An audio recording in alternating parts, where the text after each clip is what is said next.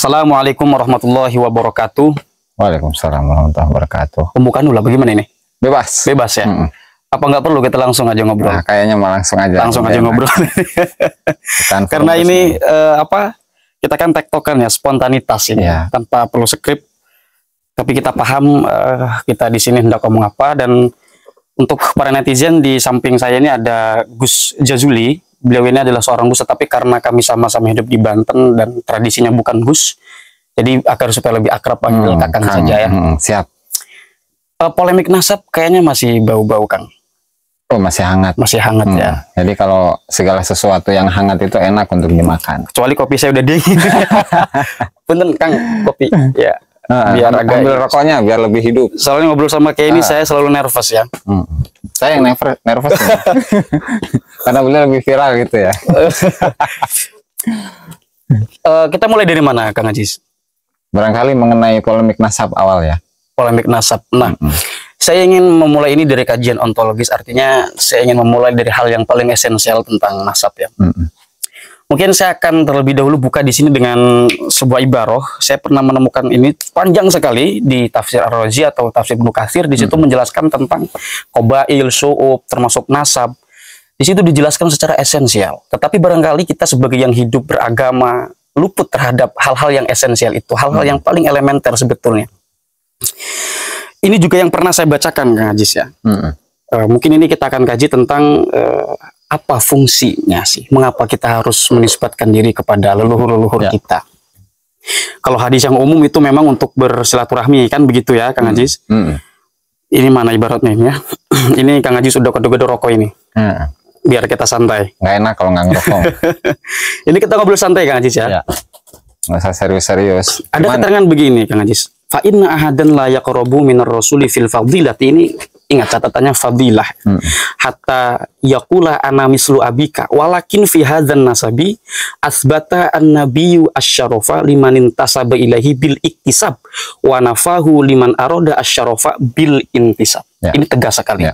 Sebetulnya ketika ada narasi bil iktisab itu sudah selesai, tetapi di sini dipertegas wa nafahu liman arada asy-syarafa bil intisab. Faqala nahnu faqala al ulama warasatul anbiya. Di situ ai la nurasu bil intisab wa innama nurasu bil iktisab. Kemudian seterusnya Imam Ar-Razi melanjutkan dengan sami'tu anna ba'du syurafa itu seterusnya lah. Intinya cerita budak yang ini juga yang sering saya pernah ya sekali dua kali saya kontenkan di YouTube saya, bahwasanya ada seorang budak yang mendahulukan ilmu dan amal, tetapi dia oleh masyarakat sekitar dikira atau diduga sebagai keturunan Rasulullah. Sementara ada Habib atau Syarif atau apapun itu nyebutnya yang adalah zuriat. Kalau Habib belum tentu. Soalnya Habib kan. Oh iya. Ini terserah lah ya. Terserah ingin menyebutkannya sebagai apa. Tapi ini konteksnya keturunan. Nah, si keturunan ini dia mabuk. Tetapi dia dianggap sebagai yang bukan keturunan. Kenapa? Karena masyarakat melihat dari perilakunya. Walaupun kita melihat sebuah teori dari Ibnu Hajar Al-Haytami yang mengatakan bahwasanya perilaku seseorang itu bukan berarti dia atau sebagai patokan bahwa dia adalah keturunan orang mulia. Intinya begitu. Nah, kira-kira menurut Kang Ajis sendiri bagaimana? Dari hal yang paling esensial tentang apa dan bagaimana nasab. Mengenai nasab itu sendiri ya. Baik. Oke, berbicara mengenai nasab, apalagi nasab yang dinisbatkan kepada Rasulullah, itu sudah pernah dibahas, singgung oleh Imam Ibnu Hajar Al-Haytami, yang Imam Ibnu Hajar Al-Haytami itu sudah pernah saya singgung ya, bahwa beliau bukan ahli nasab. Tapi di dalam kitabnya As-Sawa'iqul Muhriqah, saya bacakan redaksinya ya, soalnya jadinya nggak muat. Beliau mengatakan yang bagi likulli ahad an yakuna lahu ghiratun fin nasab syarif. Sepantasnya bagi setiap orang ya, dia memiliki kecemburuan tentang hal nasab yang mulia. Wadabtuh lahu ghirah wadabtuhu. Dan dia harus memverifikasi nasab yang mulia itu. Sehingga hatta la yantasiba ilaihi sallallahu alaihi wasallam ahadun illa bihaq, sehingga tidaklah seorang pun itu menisbatkan dirinya kepada Rasulullah, artinya nasabnya orang itu bersambung kepada Rasulullah illa bihaq, kecuali atas dasar kebenaran. Sehingga verifikasi nasab itu memang sudah ada dari zaman dahulu. Dan itu sudah tidak asing lagi ya di telinga kita, bahwa kasus mengenai polemik nasab itu sudah tidak aneh ya, dan dengan berbagai macam motifnya. Oke, terlepas dari itu, mengenai keunggulan nasab dan ilmu gitu barangkali ya, bahwa antara kemuliaan nasab dan ilmu memang ada pro dan kontra, mana yang lebih utama, apakah nasab ataukah ilmu. Ya, walhasil dari kutipan yang disebut oleh Kang Farhan tadi, berarti kemuliaan fadilah seseorang, kemuliaan yang seseorang mendapatkannya itu adalah dengan al-iktisab. Al-iktisab tadi ya. Ya, artinya ilmu itu yang lebih unggul daripada nasab. Lalu kemudian bagaimana ketika dibandingkan antara kemuliaan nasab dengan kemuliaan ilmu? Artinya seseorang yang tidak memiliki nasab yang baik tetapi dia itu memiliki ilmu. Ya jelas, otomatis yang kita pilih adalah orang yang berilmu. Nah, hanya saja kalau kita membaca dari polemik yang ada di saat ini tentang geger nasab ya, sebenarnya kita harus mengambil hikmahnya gitu ya. Apa sih hikmahnya? Kita teringat dengan sebuah hadis, nggak tahu itu hadis sahih atau bukan, di mana Allah silakan diverifikasi terlebih dahulu netizen yang mendengar. Bahwa Allah Ta'ala itu akan mengutus setiap masa, setiap satu kurun, satu abad, itu ada seseorang yang memperbaharui urusan agamanya. Nah, barangkali untuk masa saat ini, hal yang muncul, terutama dalam urusan agama itu adalah urusan nasab. Soalnya kalau kita berbicara jujur-jujuran gitu ya, saya berbicara jujur gitu. Dulu waktu di kampus, di kuliah, memang ada beberapa referensi-referensi mengenai manakib, mengenai kitab-kitab nasab ya, misalnya seperti kitab Al-Ghurrar, kemudian Al-Burqatul Musyiqah ataupun yang lainnya lah, Al-Masyra'ur Rawi, kemudian An-Nurus Safir dan seterusnya. Saya tidak terlalu peduli. Ya, soalnya untuk kitab-kitab yang disebutkan tadi itu hanya, kalau di kampus itu hanya dijadikan sebagai rujukan, dan tidak menjadi apa ya, artinya kita tidak mendalami kitab-kitab itu.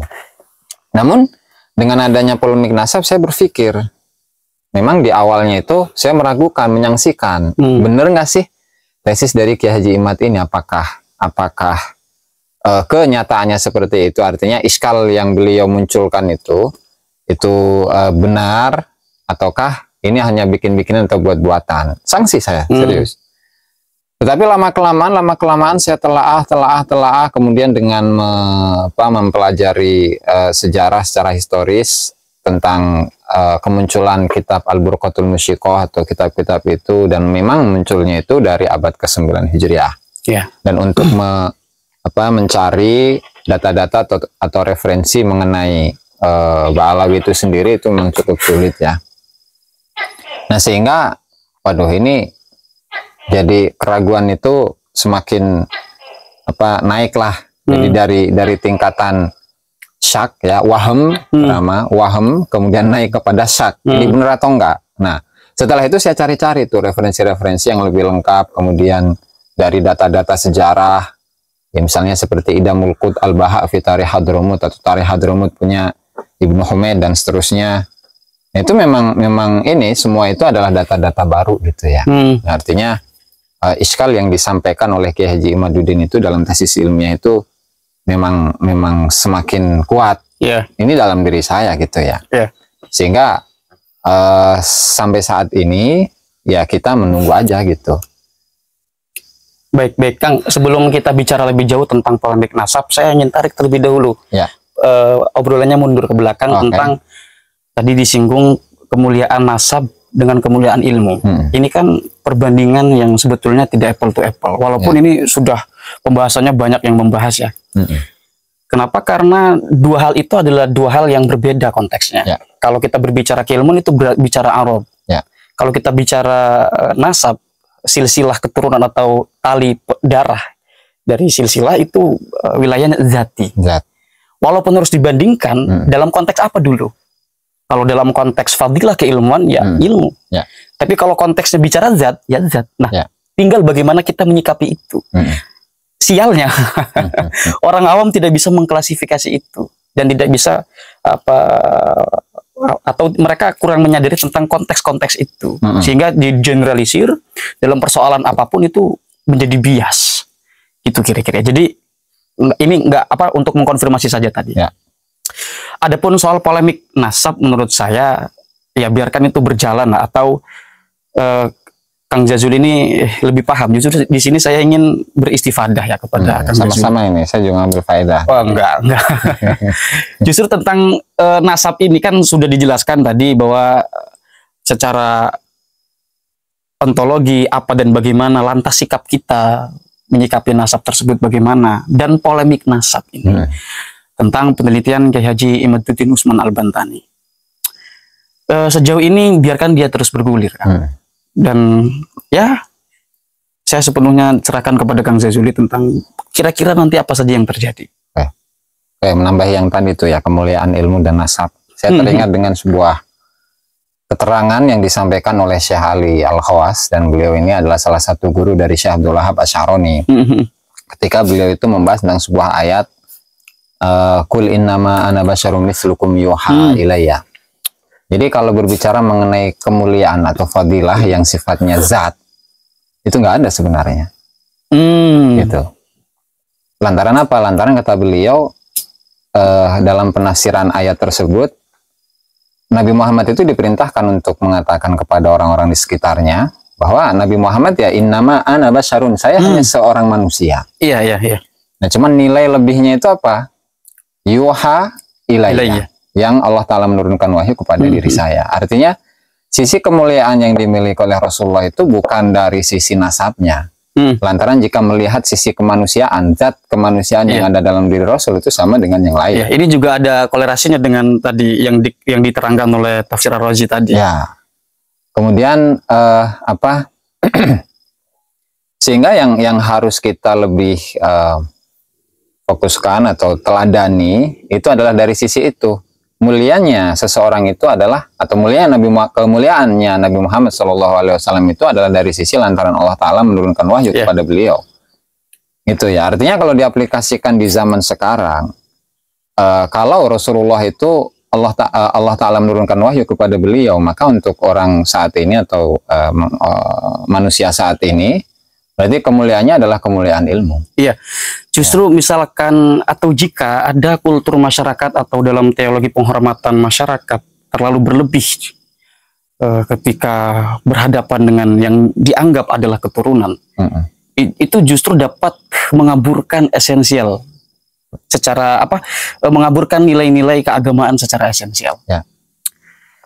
Jadi saya teringat yang disampaikan oleh Kang Jazuli tadi bahwa Nabi Muhammad itu lebih mengunggulkan atau lebih menonjolkan a'radul basyariyah. Ya. Karena kita belajar kepada Nabi Isa. Itu ada di Quran, Nabi Isa itu nanti dikabarkan akan disidang oleh Allah. Ayat apa? Kemarin baru saya bahas di konten pada hari itu, tapi saya lupa. Nanti memorinya ini. Iya. Itu memang kebiasaan saya begitu. Itu kan gede ya? Itu kan di sidang. Di sidang apakah kamu mengatakan bahwasanya kamu adalah Tuhan dan juga ibumu, itu apa ya ayatnya? Saya agak lupa ya. Itu kan kenapa? Karena Nabi Isa itu ekstrim mukjizatnya.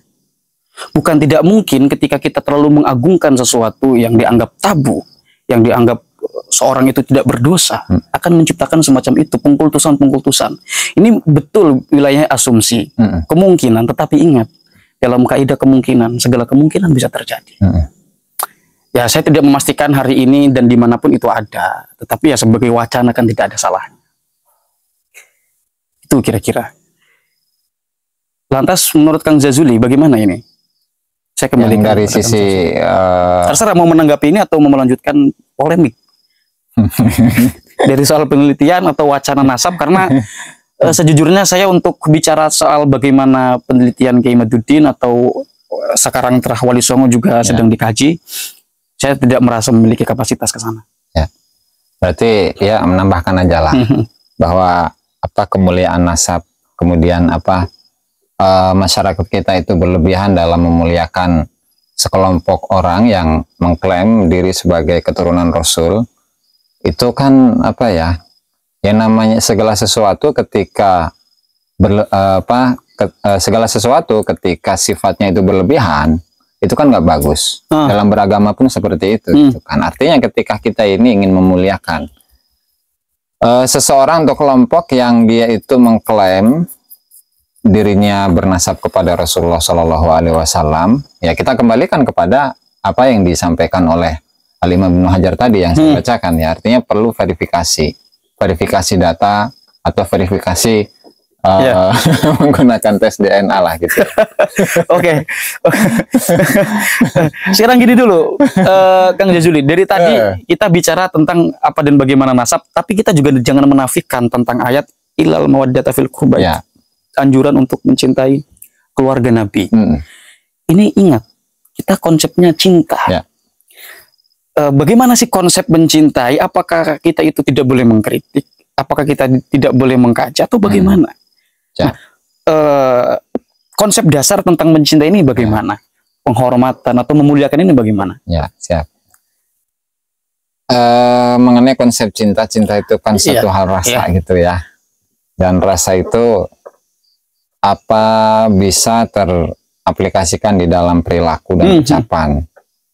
Kita mengaku cinta kepada Allah, kita mengaku cinta kepada Rasulullah, ya otomatis tidak hanya sekedar ucapan gombal, tetapi harus dibuktikan dengan perilaku. Lalu ketika dikaitkan dengan cinta kepada dzurriyyah Rasul, ya otomatis cinta itu apa sih? Kan harus ke sana dulu, ya. Iya. Jadi cinta itu adalah sebuah perasaan di mana dia itu tidak rela orang yang dia cintai itu berada dalam posisi yang tidak diridhoi Allah Ta'ala. Iya, betul. Nah, kalau berbicara mengenai keinginan dirinya atau keinginan dirinya kepada orang yang dicintai agar tidak terjatuh kepada hal yang tidak diridhoi oleh Allah Ta'ala, otomatis di situ terdapat atau mengandung perintah dan larangan. Nah, sehingga ketika kita ini menemukan seseorang yang kita cintai melakukan sebuah kesalahan, kalau dia itu mengungkapkan rasa cintanya kepada orang yang dia cintai, dia berlaku salah, otomatis kan harus diingatkan. Ketika dia melakukan sebuah kebenaran, ya didukung. Ya, sama halnya seperti orang tua kepada anak kecil yang misalnya anak kecil main pisau, diingatkan, dimarahin. Tapi marah itu atas dasar rasa cinta. Betul. Dan untuk menyelamatkan apa yang mesti seharusnya terjadi, ya kan? Betul. Kita melihat misalnya orang yang dianggap sebagai keturunan, lantas dia mengatakan sesuatu yang itu di luar batas ajaran-ajaran keislaman. Nah, kita menghardik itu bukan atas dasar rasa benci kita, tapi untuk menyelamatkan ajaran dan sebagai rasa sayang kita kepada orang tersebut. Mungkin ini bisa juga masuk dalam autokritik agar supaya kita mengkritik seseorang itu tidak di atas dasar kebencian atau rasa like or dislike itu. Ya, saya teringat dengan komentar dari salah satu ulama hadis, ya. Namanya siapa itu lupa saya. Muhammad bin Thohir. Muhammad bin Thohir dia itu mengkritisi kepada Imam Haramain yang diklaim bahwa Imam Haramain itu bukanlah ahli hadis, adalah seorang ahli hadis. Sementara Muhammad bin Thohir ini adalah seorang pakar hadis, gitu ya. Beliau mengkritisi Imam Haramain, tapi menggunakan cara yang kasar. Nah, sehingga hal ini menyakiti perasaan orang-orang yang gandrung cinta kepada Imam Haramain. Oke, artinya gini. Dalam budaya santri atau dalam budaya keilmuan, tradisi keilmuan, kritik-mengkritik itu sudah hal yang biasa. Yes. Dan ketika kita ini mengkritisi seseorang itu bukan berarti kita ini benci. Artinya ketika kita melihat sesama muslim yang dia itu melakukan sebuah keburukan atau golongan yang mengklaim diri sebagai keturunan para rasul, kalau mereka melakukan perbuatan yang buruk kemudian kita kritisi, justru itulah kewajiban kita sebagai seorang muslim. Gitu. Kalau memang dia itu adalah seorang keturunan Rasulullah, saya yakin kok Rasulullah akan suka, akan bangga dengan kita ketika kita ini meluruskan keturunannya. Tapi sebaliknya ketika kita melakukan tidak mengkritisi orang yang memang dia itu adalah dzurriyyah Rasul ketika melakukan sebuah keburukan, khawatir justru kita ini menjadi orang yang dibenci oleh Rasulullah. Artinya ketika kita mengkritisi ya biasa-biasa aja lah, jangan kemudian muncul narasi-narasi bahwa kita adalah orang yang membenci dan seterusnya. Gitu. Dan tentu Kang Hanif ini pahamlah bagaimana budaya di kampus itu ya, bahwa betul, terbuka. Terbuka mengkritisi siapapun, tetapi memang dengan catatan harus ada adab. Attitude itu memang harus dijunjung. Sekarang begini, ketika atau jika ada pengekangan atas nama apapun itu namanya, entah atas nama keturunan, entah atas nama apapun itu yang sifatnya otoritatif, maka di situ akan ada potensi perlawanan. Kita bandingkan dengan sejarah dulu Martin Luther ketika mengkritik gereja Katolik karena ada apa itu namanya, saya agak lupa, magisterium di hierarki paus.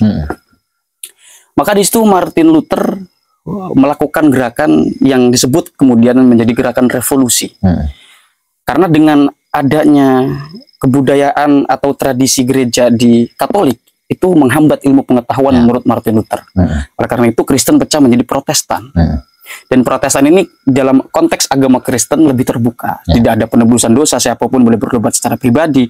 Dan setiap masing-masing diberikan keluasan untuk mengkaji Injil secara pribadi, tidak harus melalui pausnya. Artinya di sini dulu itu memang Katolik menghegemoni melalui paus-paus mereka, sama otoritatif. Sehingga masyarakat dikekang, tidak ekspresif. Sementara ilmu pengetahuan zaman berkembang di samping itu. Kemudian kita kenal tradisi di Barat itu ada Renaissance, ilmu pengetahuan dijunjung, dan Barat menemui apa yang disebut sebagai abad pencerahan. Yang saya maksud di sini ketika atau jika di tengah masyarakat atau di tengah kelompok masyarakat ada pengekangan terhadap apapun yang sifatnya otoritatif, mesti di situ ada perlawanan. Betul. Jadi gitu kira-kira. Mungkin saya tambahin ya. Karena manusia ini, khususnya Islam lah ya, karena seorang Muslim ini Allah Ta'ala ciptakan dirinya sebagai orang yang merdeka. Betul, betul. Dan kemerdekaan yang dicapai oleh seorang Muslim itu ya diantaranya adalah kemerdekaan dalam hal pengetahuan atau keilmuan. Nah, sehingga ketika seseorang itu memiliki sebuah pemikiran, kemudian pemikiran ini ditujukan untuk mengkritisi tadi, bahasanya apa, hegemoni lah ya, hegemoni dari kelompok tertentu, otomatis hal ini bertentangan dong. Dengan, betul. Dengan sisi-sisi kemerdekaan manusia atau seorang Muslim itu sendiri. Artinya jangan sampailah kita ini sebagai seorang Muslim terjebak dalam hegemoni kelompok-kelompok tertentu.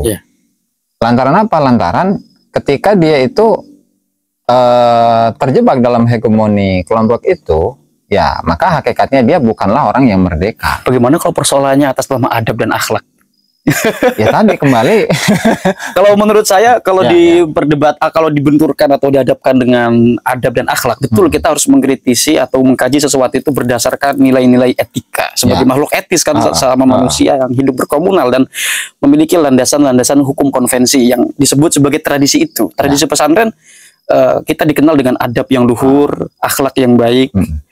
Tetapi kan ini juga harus dikaji tentang bagaimana kita menyikapi akhlak itu. Menempatkan akhlak itu di mana? Masa atas nama akhlak saja kita tidak boleh mengkaji ilmu pengetahuan atau mengkritik sesuatu yang perlu kita kritik, kan begitu. Jadi, udah. Oke, silakan. Saya itu, bukunya ada nggak tuh? Lupa naruhnya di mana. Hasil yang saya ingat aja lah. Itu di kitab Ma'alim Irsyadiyah ya, Lisina at-Talibul Ilm, karya dari Syekh Muhammad Awamah. Jadi buku ini adalah buku panduan untuk mencetak seorang Talibul Ilm, seorang santri lah ya, seorang santri, di mana santri ini bagaimana caranya untuk mencetak seorang santri yang memiliki adab yang mulia, keilmuan yang tinggi, kemudian kualitas ketakwaan yang bagus. Nah, salah satu dari isinya di mana tugas seorang guru itu adalah mendidik santri-santrinya untuk menjadi santri yang kritis. Karena budaya kritik itu sudah ada semenjak zaman dahulu, bahkan semenjak zaman Rasulullah. Kan ingat dengan sebuah kisah ya, bahwa Rasulullah itu ketika melewati sebuah kebun, dan melihat para sahabatnya itu sedang membuahi pohon kurma, Rasulullah bertanya kepada para sahabatnya, kalian ngapain? Ya Rasulullah, kami ini petani dan kami ini sedang membuahi pohon kurma, karena kalau tidak dibuahi maka daging dari buah kurma itu akan kering, tipis gitulah ya, kualitasnya nggak bagus. Kata Rasul, ya Rasulullah, kata Rasul, nggak perlu. Kenapa ya? Karena segala sesuatu itu ditakdirkan oleh Allah Ta'ala. Nurut tuh para sahabat, nurut. Kemudian setelah sekian bulan masa panen, Rasulullah lewat ke kebun itu lagi dan memperhatikan ternyata hasil buahnya nggak bagus. Nah, kata Rasulullah, kata Rasulullah, loh para sahabat, ini kok hasilnya seperti ini? Kata sahabat, iya. Soalnya di awal Rasulullah sudah mengatakan bahwa jangan, nggak perlu katanya untuk pembuahan ini. Nah, setelah itu, oh ya, ini adalah kesalahan saya. Ya, ini adalah kesalahan saya. Innama ana basyarun. Saya ini hanya seorang manusia. Iya. Ukhti wa usib, yang saya ini bisa salah, bisa benar. Nah, kemudian disitulah beliau mengatakan antum a'lamu bi umuri dunyakum. Nah, artinya memang dari sisi adab, akhlak, nurut. Cuman kan pada akhirnya terlihat juga mana kesalahan. Terus lagi dikaitkan dengan yang terjadi antara Muhammad bin Thohir tadi yang saya ceritakan ya dengan Imam Haramain, bahwa Imam Haramain dikatakan hal ini ketika membahas tentang hadis Mu'ad bin Jabal ya, bahwa hadis Mu'ad bin Jabal itu adalah hadis yang sahih gini dan seterusnya. Walhasil ketika Muhammad bin Thohir mengkritisi Imam Haramain itu dengan redaksi yang kasar. Katanya kesalahan ini tidak akan muncul kecuali dari kebodohan, dan itu disandarkan kepada Imam Haramain.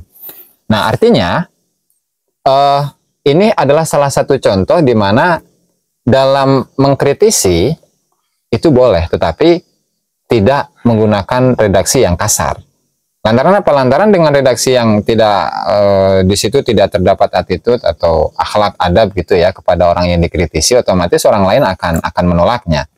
Lalu hal ini dikomentari oleh Ibnu Hajar. Padahal bisa ini Muhammad bin Thohir ini untuk mengkritisi Imam Haramain dengan redaksi yang lebih lembut, tidak dengan sekasar ini. Artinya kritik dari Muhammad bin Thohir ini pada tempatnya, hanya saja dia itu menggunakan redaksi yang kasar. Nah, begitu juga dengan santri saat ini, dia itu boleh mengkritisi, boleh mengkritisi gurunya bahkan ya.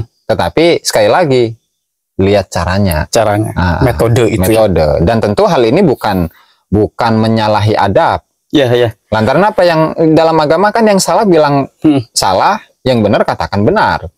Nggak boleh dong sesuatu yang salah kemudian lantaran adab, akhlak, kemudian dia membenarkan aja, itu kan bukan hal yang bijak menurut saya.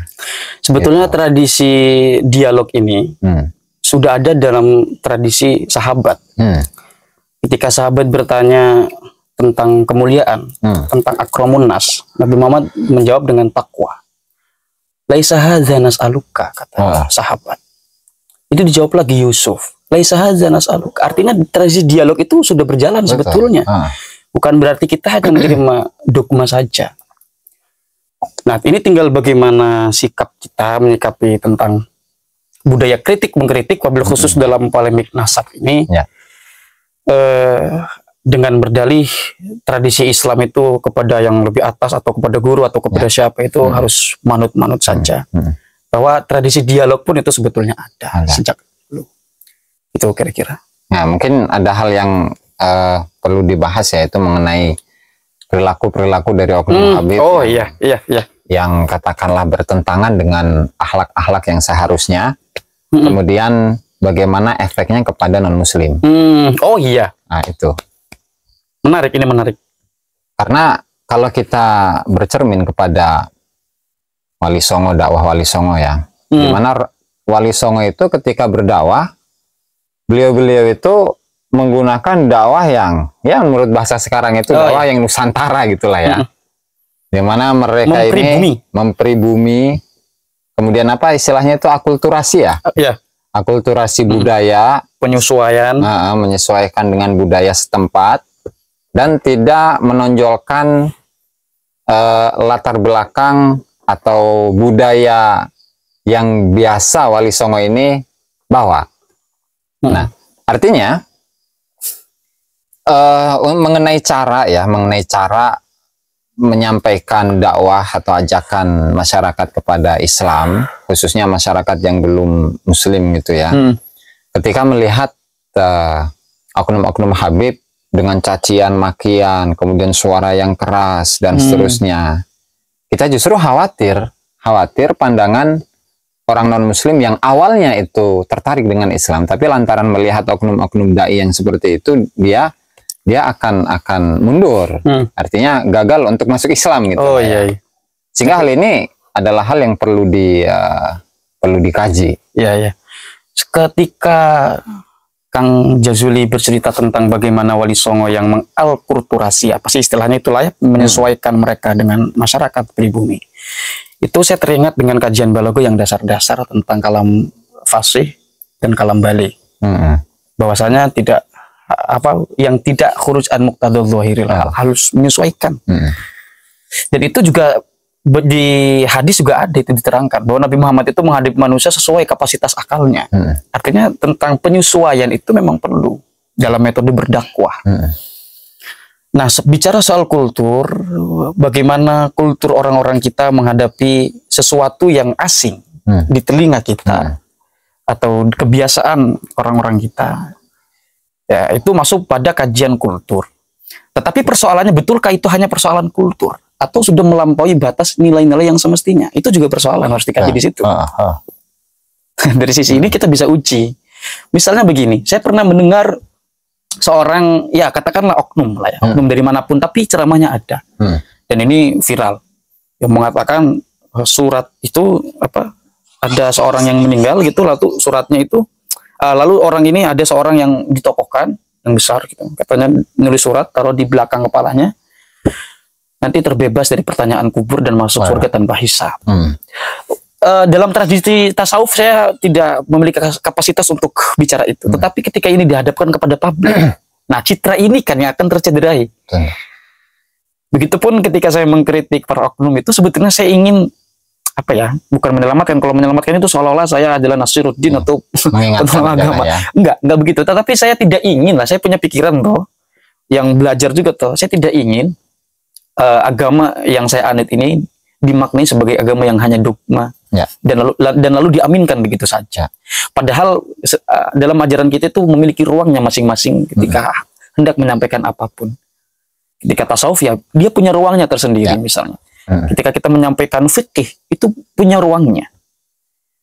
Jadi kira-kira ini juga perlu kajian pendalaman terhadap hal tersebut. Itu kira-kira. Nah, kalau kita ngambil sampel ya, itu ada muridnya Abah itu, yang di Amerika. Jadi dia mah Muslim. Muridnya Abah itu Muslim di Amerika. Hidup di Amerika udah sekian belas tahun gitu di Amerika ya. Dan adalah keinginan dia agar istrinya belum muslim dan sedang mempelajari keislaman itu sendiri. Itu memperhatikan ini cerita di Amerika ya? Memperhatikan beberapa oknum-oknum pendai ya misalnya seperti Bahar Smith lah itu. Seperti Bahar Smith yang dakwahnya seperti itu. Atau oknum-oknum Habib yang lain yang dakwahnya kita sebut sama. oknum saja lah ya. Oknum-oknum Habib yang lain yang dakwahnya itu sama dengan dirinya. Kemudian dia berkomentar, seandainya jika seluruh pendakwah yang ada di Indonesia itu seperti model Bahar bin Smith, ya, atau oknum-oknum yang seperti dia, sungguh nggak ada orang yang mau masuk Islam. Ya, saya justru begini, pikiran nakal, mungkin ini pikiran bodoh ya. Mungkin ketika orang yang selalu kuar-kuar tentang, mungkin sebagian kelompok menyebut itu sebagai mitos.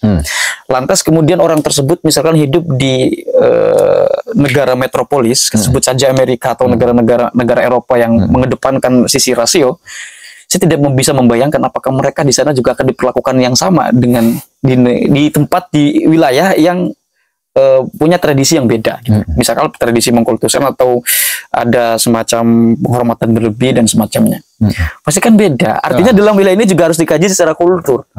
Tidak semata mentang-mentang dia keturunan itu mesti punya apa yang disebut sebagai hal-hal yang ajaib itulah. Dan kalau boleh curiga ya, kalau boleh curiga gitu.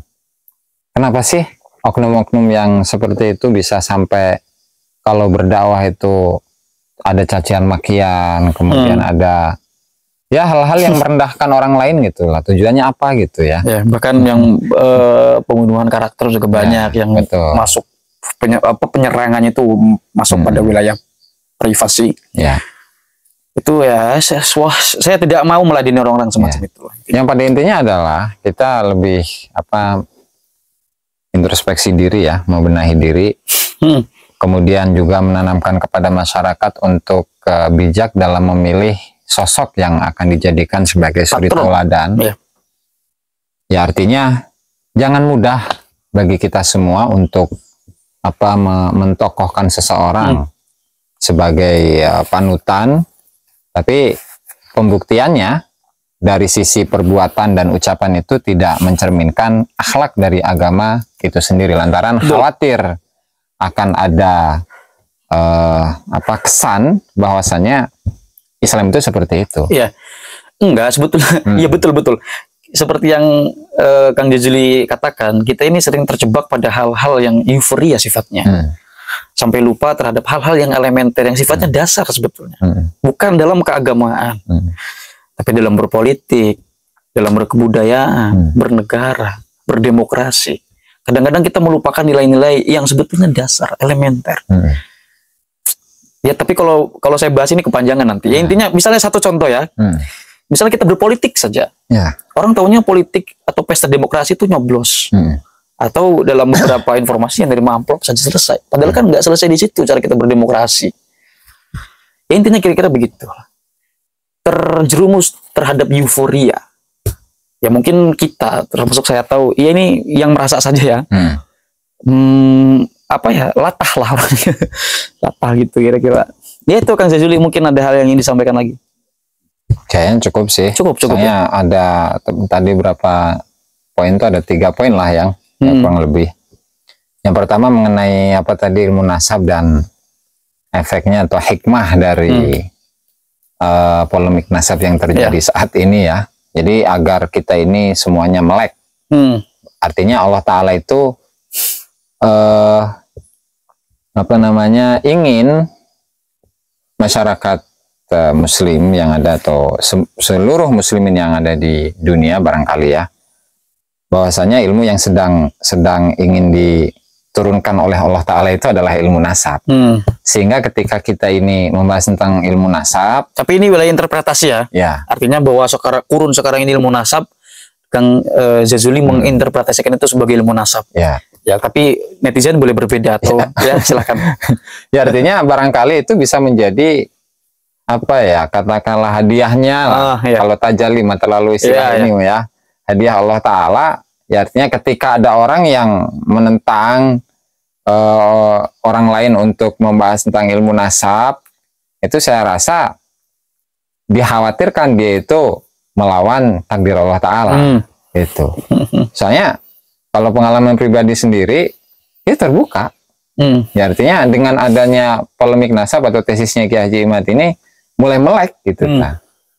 Itu saya rasa poin yang pertama ya. Untuk poin yang kedua tadi udah kita kritisi ya, mengenai oknum dai yang dakwahnya seperti itu. Khawatir itu justru mencerminkan citra yang buruk kepada non muslim. Dan istilah oknum ini tidak ditujukan pada kelompok tertentu saja, jelas. Semuanya. Di kalangan banyak itu pasti ada oknumnya. Dan ini mudah-mudahan jadi pelajaran buat kita semua. Amin. Ya, saya rasa seperti itu. Nggak ada tambahan lagi dari saya. Udah cukup ya? Nah, cukup. Kira-kira itu teman-teman yang bisa kami obrolkan dengan Kang Jazuli. Ini obrolan spontanitas ya. Jadi harap dimaklum kalau banyak kekurangan, dan saya mohon maaf apabila ada kekurangan dari yang kami sampaikan di sini. Saya pamit undur diri, Kang Jazuli. Terima kasih. Saya udah mampir ini ngicip kopi segala macam. Alhamdulillah disambangi. Ya. Assalamualaikum warahmatullahi wabarakatuh. Waalaikumsalam.